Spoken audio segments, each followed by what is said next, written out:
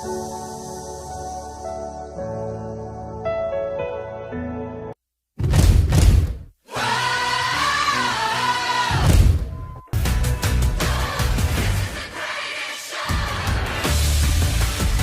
viral.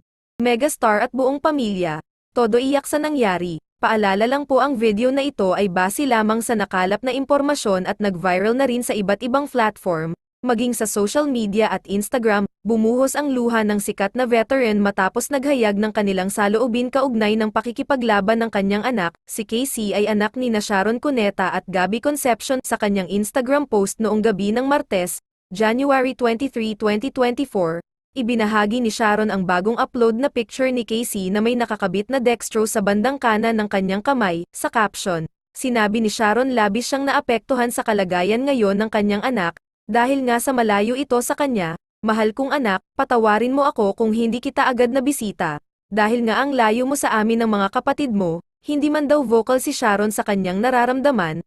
Alam daw ni Casey at ng mga kapatid nito kung gaano sila nito kamahal. Nak, always remember that mama and your siblings loves you. We love you so much, Mua. Emoji kisses. Naniniwala rin daw si Sharon na maiintindihan ito ng kanyang panganay ang kanilang naging sitwasyon. Hindi na nabanggit ng megastar ang dahilan kung bakit nasa hospital ang kanyang panganay na anak. Anak, lahat kami ay nagdasal para sa iyong agaran na paggaling.